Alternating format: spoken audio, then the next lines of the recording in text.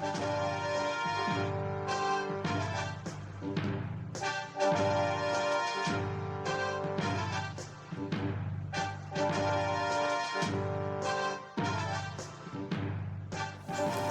there, thanks for joining me on the latest Age of Sail update, and we're on to the painting phase today. So first question is, how am I going to paint these ships? They've all been undercoated. Am I going to hold the base like this and paint, or is there a better way to do it? If you saw my recent chat, I mentioned that I bought a number of these sort of herb jars or spice jars, and they're going to be used to stick the figure on top with some blue tack and used as a handle, and then I've got a little stand I can put them in. Dual function, because these are also going to act as containers for various types of scatter I've got. So that's one way. I could use those for the ships, but what I'm also looking at using is just a jar, because again I can have jars filled with scatter. These are good for using the scatter because we can use them like this as a shaker. These are better for storage because obviously I can get a lot more sand or whatever it is in a jar than in the shaker. So I thought I would use a jar that's just filled with water at the moment, just to give it some weight. Then the thought is, of course, how do I attach that to the jar? I could just leave it like that, but if something happens and that falls off, particularly if the masts are in place, that's not so good. So of course we come to blue tack, or maybe some double-sided tape. But then I thought, right, these bases are like this sort of card, and they're quite papery at the bottom. If I put blue tack directly on that and I pull it off, is it going to take some of this with it? I didn't really want to try it and take the chance. So then I had the idea of, well, I could varnish all the undersides of the bases to start. It's a bit of a pain. But then I was looking around and an obvious answer presented itself: just put some tape on it. So very simple procedure, get my sellotape, and of course the trickiest thing here is finding the end of it. What probably would be better for this would be one of those tape dispensers. So I'm just basically going to stretch out a length of tape there. I'm just going to use the blue tack to hold that end in place, because I want this fairly taut so I get a nice fit, a nice alignment. And as you can see, the tape is just about the width of the ship. This is one of the larger ships, so it's an Implacable 74 gun. So that's a little bit wider than some of the other bases, but nonetheless that should fit just nicely on there. Press that down a little, and then you want a very sharp scissors to cut this. And what I'm going to do is leave a tiny, just a couple of mil at each end, just so I can bring that up to protect the ends of the base as well. I'm just going to turn that around a little to get an easier angle there. So one end, and I'm just going to push that up.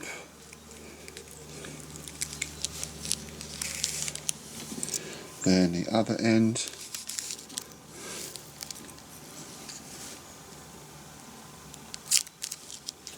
Oops, that's not quite straight, that one, so I'm just going to trim that and just push that up as well. So we've got a bit of protection at each end of the base, and now, as you can see, we've got our writing protected there. One of the greatest inventions of the 20th century, I'm presuming it was 20th century. I don't think they had blue tack in Victorian times, did they? Actually, what I'll do, I'll put two little nodules on there, so we've got front and back. One like so. One like so. Place our model on top, just give that a light press down. There we go. So that's nice and firmly held in place. Now, if you saw one of my earlier uploads on shopping, you might have seen that I bought myself a lamp. So this is magnification, and it's also a light as well. I don't know if you can see through that. It's probably quite a bit of reflection because I'm outside, but that certainly does give a good level of magnification, and we have the light on that as well. There we go, that's with the light on. So I'm just going to do 2 ships today and try and get as much as I can done in the time I've got. Normally what I do is all the bases first, so I'd have all my base colours out, my sea colours, and I do as many bases as I could, probably in 2 goes because I've got quite a lot of ships here. And then I will go on to do my decks and then the sides and so on and so on. But obviously that's going to take a lot of time. So what I'll see if I can do is 2 ships, get as much of those done as I can, and the masts. So there's 2 models you can look at, you can see how they're done. And then I'll spend the rest of the afternoon doing the rest. So we're going to start with the bases. Now I know that the sea is not always blue. The sea can be green, it can be grey, it can be silver, it can be orange in a nice sunset. But the generally accepted colour for sea for base is blue, and we're going to be playing on a blue cloth as well. So I'm just going to start with a coat of royal blue. This is a coat d'arms paint, stuff I've had for years. So I'm going to have to give it a good shake, because a lot of these paints have not been used for a while. And I will be gradually replenishing my paint stocks, of course. This is a size 6 brush with a sort of flat tip. So I'm really just going for coverage here.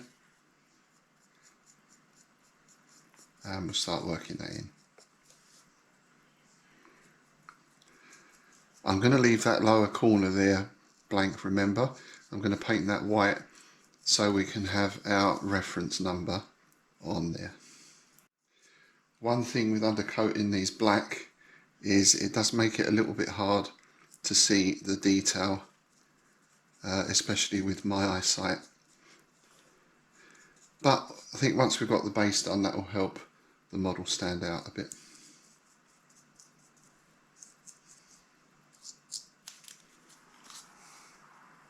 So there we are, that's our first coat of royal blue. Now let's do the second ship. So this is the Commerce de Marseille. I thought I'd start with 2 of the bigger ships because I figured it'd be a bit easier to paint. We shall see. So again, just an overall coat of royal blue. I mentioned music earlier. I do like to have either music on while I'm painting or listen to a podcast. I thought the music for this period, what would be most apt would be some nice Baroque music. I do like Handel and Albinoni and those kind of things. I find that really good background music for if I'm painting or writing. So what sort of music do you listen to when you paint? Do you have any music on at all? I can paint in the front room, but I find if I've got the TV on, it's very distracting.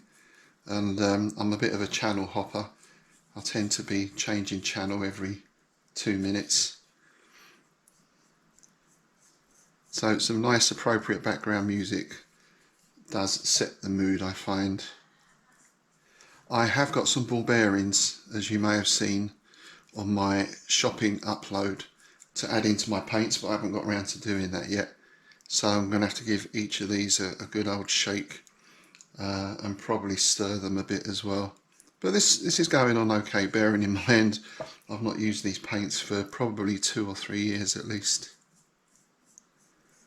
So there we go, there's our second sea coat done.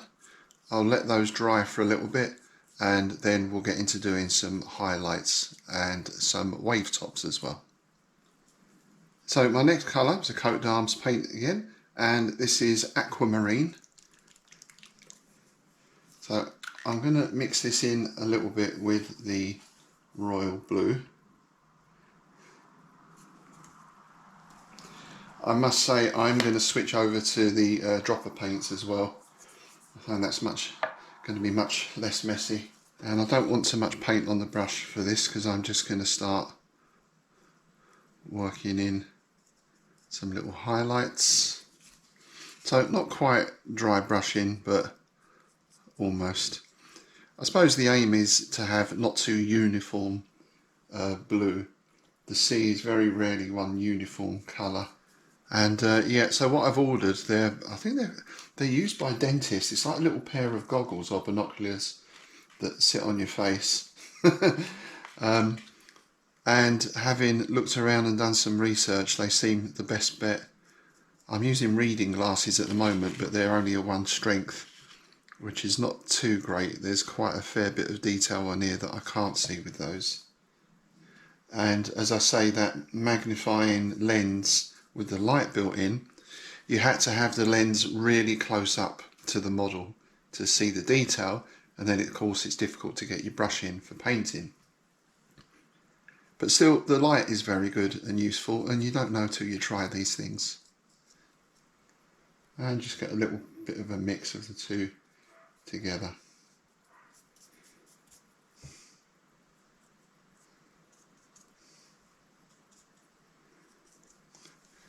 So there we go, that's our second layer. So switching to the decks, I've already tried one colour there. It was a little bit too bright. I know in a smaller scale you want your darker colours to be a little bit lighter so they show up better, but that's a little bit too light. So I'm going for Tamiya Brown, and I've switched to number 1 brush for this. Because again, this is basically covering all the decking of the ship, so it doesn't need to be too much finesse involved at the moment.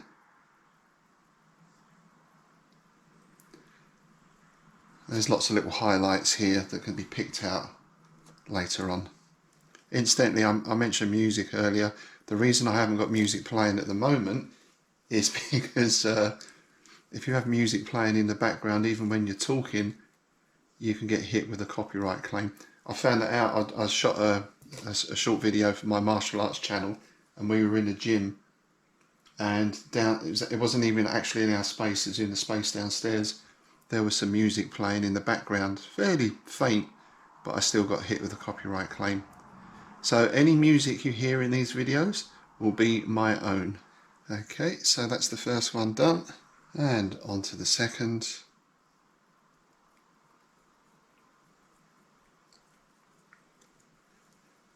And as I've said with these, in fact with all of my gaming figures, you know, you want to get a decent paint job, but at the end of the day they are for gaming rather than for display or dioramas.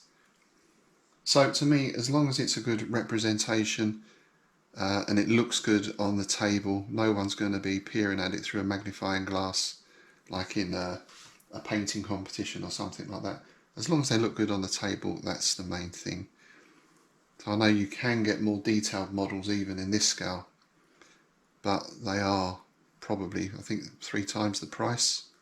So I'd rather have more ship on the table for my money than something that shows a bit more detail. These Navwar models are perfectly fine, I think, considering their age as well. You know, they've got a good level of detail on them. They're not just blocks. So there we go. That's our second lot of decking done. And again, I'm going to put those aside to dry until I go on to the next stage. We'll work back onto the base. So back to our bases, and I'm using some Tamiya white this time, and we're just going to mix that in. I'm sticking with my 1 brush because now I want to start hitting some highlights, the wave tops, the wake, and so on. Very little bit of white on there, and now I'm going to see if I can start picking out some of these wave tops. Tamiya white seems to be very, very thin. I probably should have given it more of a shake, but I've dug right down to the sludge at the bottom, just putting a little bit on the brush, almost dry brushing, just picking up those wave tops, particularly at the front and rear of the ship. That's not very nautical, is it? Should be stern and aft, shouldn't it? You can tell I'm a landlubber. Okay, so that's starting to take shape. Once you start putting the highlights in, it, you know, really brings out that depth a little bit more. So that will do for that one for now. I'll switch over to the French ship and do the same procedure. So there we are, that's the French ship just about done for now.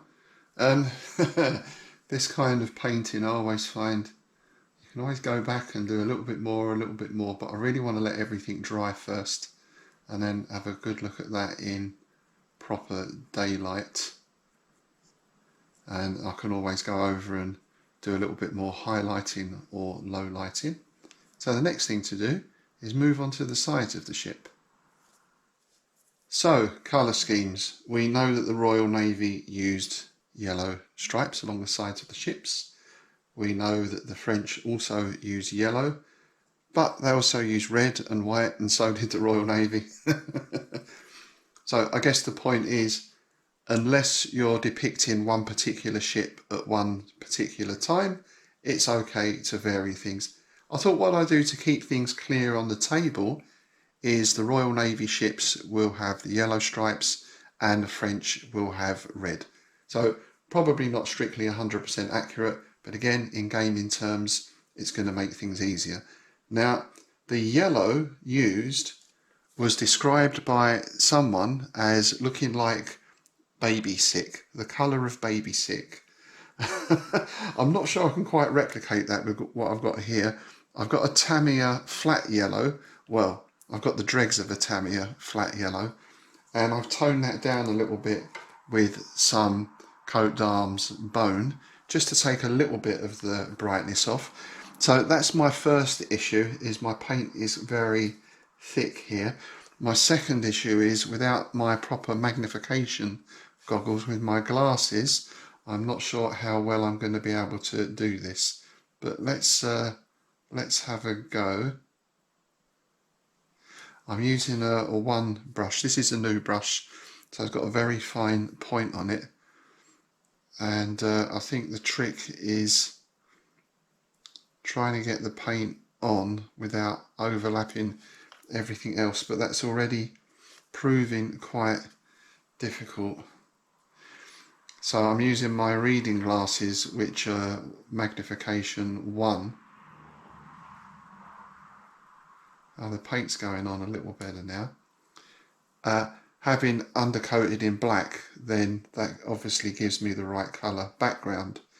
So at least I don't have to worry too much about that.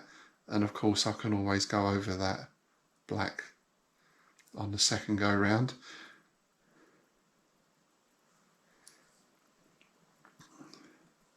In fact, what I might do is just paint a line along there. I don't know how tidy this is going to turn out. This paint is very, very thick. Yeah, it's looking very scrappy at the moment, so I'll just try doing the top line as well. And then I think what I might have to do is wait till my goggles arrive, and then I'll get a much better sense of what I'm doing and where that paint is going. And I'll also order up some new yellow paint as well.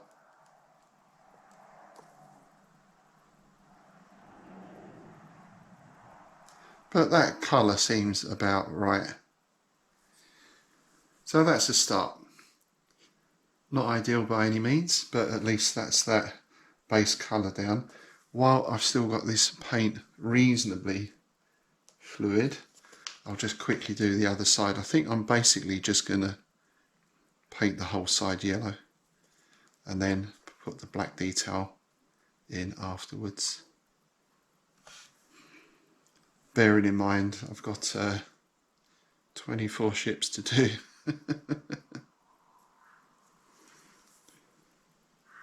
Okay, so that's quite messy, but as I say, that's the first stage done. Let's try our red. Hopefully we'll fare a bit better with that. Alright, well, I've got a much fresher pot of Coat d'Arms again. I don't know who Coat d'Arms or even if they're still around. As I say, I've had these for years. This is Vampire Red, which is a nice mixing of genres. Napoleonic vampires, there you go. I'm sure someone has done that already. So let's see what we can do with that. Alright, now that is going on much tidier. I'm able to keep that within that line. I can just about see that with these glasses, but hopefully, as you can see, that's already looking a lot tidier.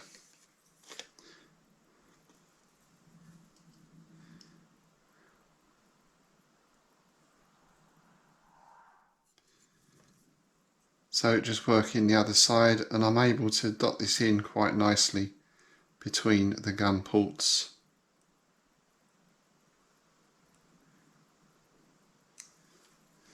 So I suppose another possibility would be to paint all this before you base them. I mean, is that something you'd do? Would you change the sequence of doing things? I'd be interested to hear from anyone else who's painted in this scale, particularly these Navwar. I did look at some other things on YouTube. Was it the Black Sails or Black Seas? Black Sails, I think. There's some really nice painting tips on those, but of course they are a much larger scale. And the rigging is really good at that scale as well. I'm going to do some rigging on these, but it's going to be very basic. Again, more representational than anything else. Though I have seen 1/1200 scale ratlines in etched brass, so I shall get a set of those just to see how well they work. Alright, but that's coming along that side anyway, so at least the French ones I can crack on with and get some more of those done. Still going to need some tidying up, of course, but that's a good start. So I guess, as the old adage goes, they say a bad workman blames his tools, which is fair enough. But when it comes to things like paint especially, or anything really, I mean, if you're doing any sort of crafting or building work, you know, you need to have good materials, whether it's wood or paint, or in the case of ships, rope and sails. It does make things that much easier. But still, that's a good start. So last thing I'm going to do today is just pick out a few highlights on the decking, and I'm going back to that bone and my #1 brush.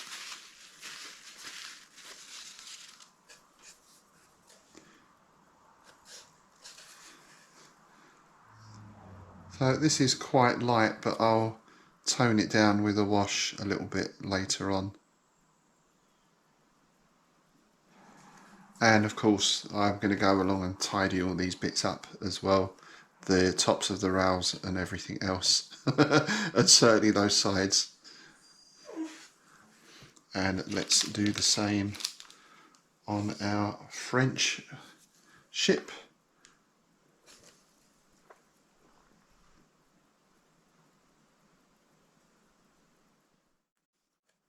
So there we go, that's going to be it for today. That's not a bad start, lots of tidying up to do, but the base is pretty much done, and we've got the main colours blocked in. So now it's a question of going back, just picking out the detail, tidying things up a bit, and of course we need to do the masts as well. So that's what I'll be doing next time, is painting the masts and getting all those fixed in once these are finished off. While I was waiting for those bases to dry, I did take the opportunity just to do the base colour on all the other ships. So that's the sea and the deck. So then I've got to go in and do all the bits and pieces on these as well. So thanks again for watching. I hope you find that useful, hope you find it interesting. Hope you're not too appalled by my quite shoddy painting with that yellow, but it all will be tidied up. Thanks for watching, and I'll see you next time.